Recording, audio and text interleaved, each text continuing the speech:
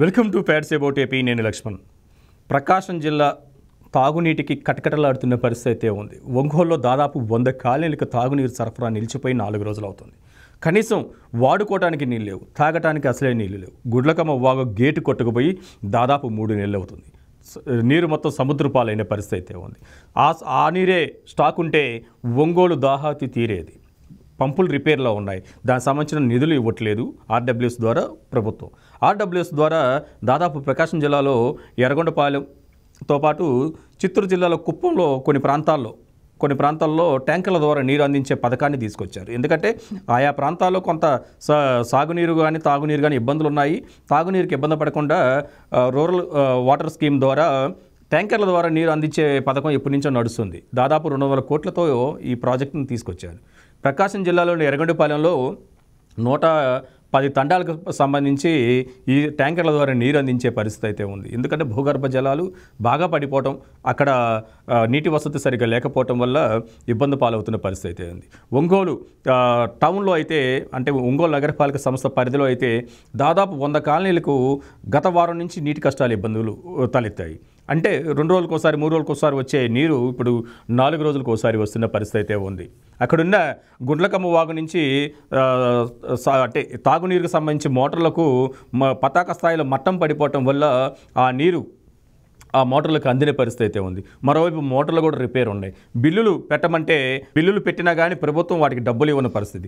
మోటార్లు రిపేరు, గుండ్లకమ్మ వాగులో నీరు పతాక స్థాయిలో మట్టం పడిపోవటాలు ఇవన్నీ ఒంగోలు పాలిట శాపంగా మారిన పరిస్థితి అయితే ఉంది. మరోవైపు ఎర్రగొండపాలెంలో దాదాపు 130 కోట్లతో ఆర్డబ్ల్యూఎస్ ద్వారా ట్యాంకర్ల ద్వారా నీరు అందించిన పరిస్థితి అయితే ఉంది. దానికి సంబంధించిన బిల్లులు ఇవ్వలేదు. గతంలో కూడా 6 నెలల క్రితం దీనికి సంబంధించిన బిల్లులు మొత్తం పెట్టిన తర్వాత డబ్బులు అకౌంట్లో కొట్టి మళ్ళీ రివర్స్ తీసుకున్న పరిస్థితి అయితే ఉంది. మరోవైపు చిత్తూరు జిల్లాలో కూడా చూసుకుంటే మనకి చిత్తూరు జిల్లాలో వైసీపీ నాయకులే చాలా వరకు కొన్ని ప్రాంతాల్లో తాగునీటికి సంబంధించిన ట్యాంకర్లను తోలి వాళ్ళు దాహార్తిని తీర్చిన పరిస్థితి ఉంది.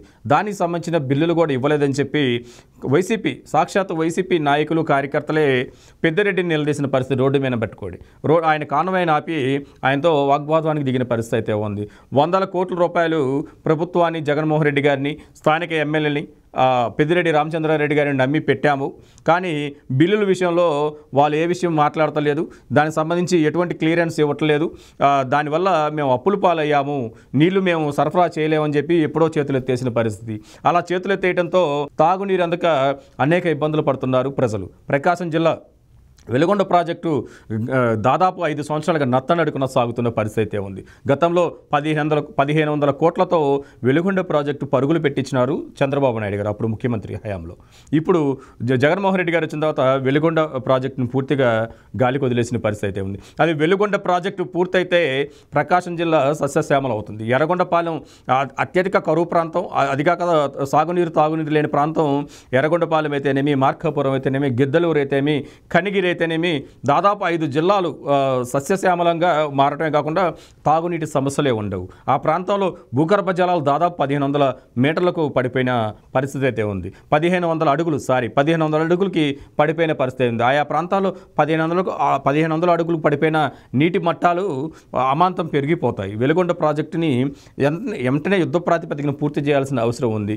వెలుగొండ ప్రాజెక్టు పూర్తవుతే ఒక ప్రకాశం జిల్లానే కాదు, నెల్లూరు, కడప జిల్లా కూడా దాదాపు 4,50,000 ఎకరాలు సాగులోకి వస్తాయి.